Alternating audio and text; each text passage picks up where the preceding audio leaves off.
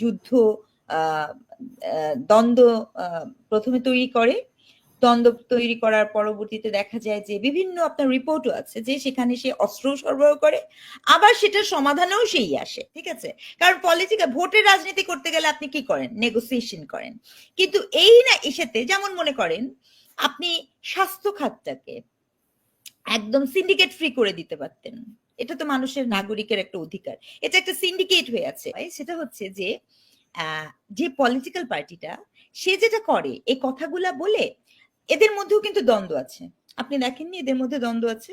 এদের মধ্যে কিন্তু ঐক্যটা তো ভাঙতে ভাঙতে এখন নাই, কোনো ঐক্য নাই।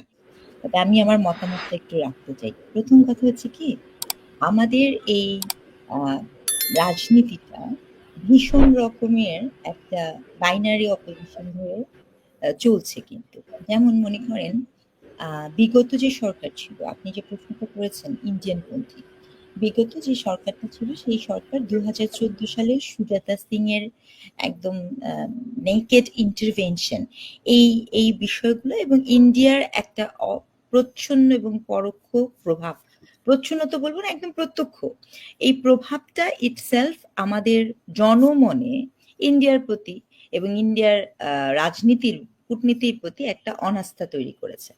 এই অনাস্থারই একটা কনসিকুয়েন্সেস হচ্ছে যে আপনার এটা যে একটা ন্যারেটিভ দাঁড়িয়ে গেছে। এবং আমি ব্যক্তিগতভাবে বারংবার বলেছি, পলিসিগতভাবে যা কিছু চলছিল সেক্ষেত্রে বাংলাদেশ এবং ইন্ডিয়ার কূটনৈতিক সম্পর্ক থেকেও বেশি ছিল হচ্ছে একটা ক্ষমতার প্রভাব। তো এই ক্ষমতার প্রভাবের প্রেক্ষিতে আমরা একটা ন্যারেটিভ দাঁড় করিয়েছি কি, সেটা হচ্ছে যে যারা যা কিছু ইন্ডিয়ার সাথে হবে এবং যারাই কোনো না কোনোভাবে ইন্ডিয়ার কানেকশনে থাকবে তার প্রতি জনগণের এক ধরনের একটা আক্রোশ এবং বিদ্বেষকে আমরা প্রমোট করব।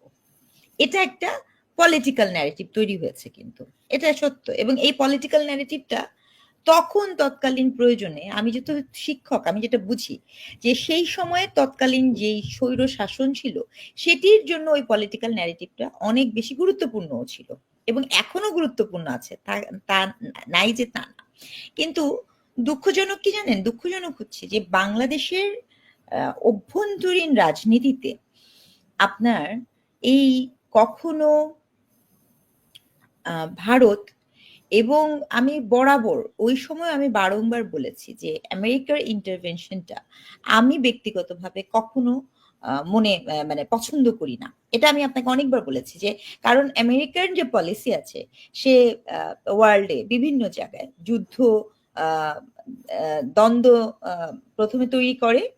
দ্বন্দ্ব তৈরি করার পরবর্তীতে দেখা যায় যে বিভিন্ন আপনার রিপোর্টও আছে যে সেখানে সে অস্ত্র সরবরাহ করে, আবার সেটার সমাধানেও সেই আসে। এই যে তার যে নীতি, তার এক ধরনের নীতি আছে। তো সেই জায়গাটা থেকে, এটা কিন্তু আমি আজকে বলছি না, এটা আপনার সাথে যেহেতু আমি দীর্ঘদিন এসেছি, এখন প্রচুর মানুষ এরকম কথাবার্তা বলে, সেগুলোকে দিলাম না। কিন্তু আমি বারংবার বলেছি যে ব্যক্তিগতভাবে আমি আমেরিকান ইন্টারভেনশন কোন স্টেটের অভ্যন্তরীণ রাজনীতিতে, আমেরিকান বলেন, ইন্ডিয়ান বলেন, চাইনিজ বলেন বা পাকিস্তান, এটা খুব দুঃখজনক যে যখন একটা দেশের ইন্টারনাল পলিটিক্স তার ভেতরে আর থাকে না এবং এক্সটার্নাল ফোর্স এসে কাউকে ক্ষমতাসীন করে। এই ব্যর্থতাটা আমাদের সকলের, মানে ইন পার্টিকুলার পলিটিক্যাল যেই পার্টিগুলো থাকে তাদের এই ব্যর্থতা। এখন আপনি বলছেন, দেখেন একটা, আমার সবচেয়ে বড় দুঃখ কি জানেন, বাংলাদেশ যে সময়টা পেয়েছিল এটা না once in a blue moon. পৃথিবীতে খুব কম রাষ্ট্র এরকম একটা সুবর্ণ সুযোগ পায় যেখানে আপনি দেশকে আমরা যেভাবে গড়তে চেয়েছিলাম, সেই দেশকে গড়ার একটা সুযোগ ছিল। সেক্ষেত্রে কি ছিল জানেন, কোন এক অদ্ভুত কারণে এই যে গভর্নমেন্টটা আছে সেই গভর্নমেন্টের হাতে একটা সুপ্রিম পাওয়ার ছিল, যেই সুপ্রিম পাওয়ার কখনো বিএনপির থাকবে না, কখনো আওয়ামী লীগের তো প্রশ্নই আসে না এই বিদ্যমান কনটেক্সটে, বা অন্যান্য পার্টির তো প্রশ্নই আসে মানে না, যে কারণ সরকারি আসুক না কেন তার হাতে থাকবে পার্টির জন্য কখনো প্রশ্ন মানে সম্ভবই না। কিন্তু এই সুপ্রিম পাওয়ারের কোনোটা দেখবেন ব্যবহৃত হয়নি। ঠিক আছে, কারণ পলিটিক্যাল ভোটের রাজনীতি করতে গেলে আপনি কি করেন? নেগোসিয়েশন করেন। কিন্তু এই না এসেতে যেমন মনে করেন আপনি স্বাস্থ্য খাতটাকে একদম সিন্ডিকেট ফ্রি করে দিতে পারতেন। এটা তো মানুষের নাগরিকের একটা অধিকার। এটা একটা সিন্ডিকেট হয়ে আছে এবং এখানে আমি নিশ্চিত এই গভর্নমেন্টে এত বিদেশে যাওয়া আসার লোক আছে। আমরা যেহেতু বিদেশে দীর্ঘদিন থেকেছি, পড়াশোনা করেছি, সো উই নো যে এই জায়গাটাতে কতখানি রিফরমেশনের দরকার আছে। দেখবেন আনটাচেবল একটা শব্দও নাই স্বাস্থ্য খাত নিয়ে। আচ্ছা, গেল। তারপরে আপনি মনে করেন যে ব্যক্তির নিরাপত্তার প্রসঙ্গ, ইনস্টিটিউশন দেখেন, আমি স্ট্রংলি মনে করি আমি পাসপোর্ট নিতে যাব, সেজন্য আমি কোন দলের করব, এটা কোনো জরুরি বিষয় ছিল না। পাসপোর্টের বিষয়গুলো বাসায় বসে করা সম্ভব, মানে আমাকে যে সশরীরে যেতে হয়, এরকম নানা ধরনের নাগরিক বিষয়বস্তু আছে, কিন্তু সেগুলোতে তারা হাতই দেয়নি। আচ্ছা, ওটা বাদ দেন। জুলাইয়ে যারা আহত হয়েছিল, জুলাইয়ে যারা জীবন দিয়েছে, জুলাইয়ে যারা হয়েছে, তাদের সাথে কি হয়েছে? কেন তাদের মধ্যে থেকে ৪ জনকে এখন বিষ পান করতে হলো? মানে আমি সবকিছুকে এক্সকিউজ করলাম।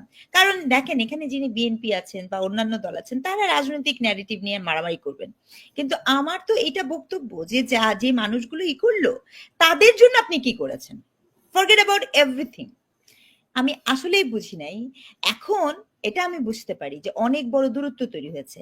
আচ্ছা, এটাকে আপনি এবং আমি নতুন জানি যে ইন্ডিয়া ভীষণ রকমের ইন্টারভেনশন করতে চায় বাংলাদেশের রাজনীতিতে। এটা তো কোনো নতুন আবিষ্কার না হাসিনা আপা।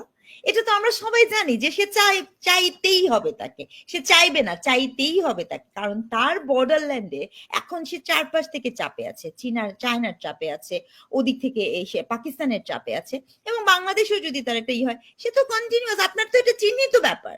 তাহলে চিহ্নিত যে ব্যাপার আছে, সেটা নিয়ে নতুন করে যে নাটকটা সাজানো, একটা দেশের রাজনীতি কিভাবে এখন তৈরি হচ্ছে, ওই যে আমরা ছোটবেলায় গল্প শুনেছিলাম বাচ্চাদের ঘুম পাড়ানোর সময় যে ঘুমায় পড়ো, নালে পরে ডাকাত আসবে বা রাক্ষস এসে নিয়ে যাবে। তো ওরকম একটা ব্যাপার হয়েছে কি, দেশের অভ্যন্তরীণ রাজনীতির জন্য আপনি এখন কি করেন, সারাক্ষণ ইন্ডিয়ার কথা বলেন যে ইন্ডিয়া আমাদের ইন্টারভেনশন করবে, হাসিনা আবার চলে আসবে। মানে ওয়াই সো? হাসিনা আবার চলে আসবে, ইন্ডিয়া ইন্টারভেন করবে, এইটা আপনি আর কতদিন বিক্রি করবেন? আপনি কি করেছেন আমি এটা জানতে চাই। মানে সিম্পল কোয়েশ্চেন। ইন্ডিয়া তো সবসময় ইন্টারভেনশন করবে, এটা কি আমরা নতুন জানি? না, নতুন জানি না। হাসিনা 15 বছর মানে এটা জেনেই তো সরকারে আসা, মানে এটা জেনেই তো সরকারে বসা। বলছি, বরঞ্চ কি হয় জানেন, বরঞ্চ যেটা হয় সেটা হচ্ছে যে যে পলিটিক্যাল পার্টিটা সে যেটা করে, এই কথাগুলা বলে এদের মধ্যেও কিন্তু দ্বন্দ্ব আছে। আপনি দেখেননি এদের মধ্যে দ্বন্দ্ব আছে? এদের মধ্যে কিন্তু ঐক্যটা তো ভাঙতে ভাঙতে এখন নাই, কোন ঐক্য নাই। জুলাইয়ের স্পিরিটের, আমি এটা খুব স্ট্রংলি বলছি, জুলাইয়ের স্পিরিটের জন্য মানুষের ভেতর থেকে দুঃখ আছে, হতাশা আছে, বেদনা বোধ আছে, কিন্তু ঐক্য নাই। যেই ঐক্য জুলাইয়ের স্পিরিট, জুলাইকে আমি এই জন্য জুলাইয়ের পার্টিসিপেশন যারা করেছেন বা জুলাই যে আন্দোলন করেছেন, তারা কেউ বলবে যে আমি এই জন্য আন্দোলন করেছি কোনো পার্টিকুলার দলকে ক্ষমতায় বসাতে চাই? না, উত্তর হবে না। তারা কি কেউ বলবে যে আমি মুক্তি ৭১-কে রিপ্লেস করে কোনো কিছুকে প্লেস করতে চাই, এই জন্য আন্দোলন করেছি? উত্তর না। তারা কি কেউ বলবে যে আমি নারী অনিরাপত্তার জন্য এখানে বসেছি? উত্তর না। তাহলে জুলাইয়ের স্পিরিটটাকে আপনি কি করেছেন? দুঃখজনক কি জানেন হাসিনা আপা, এই দেশে সব সময় চেতনা বিক্রি হয়।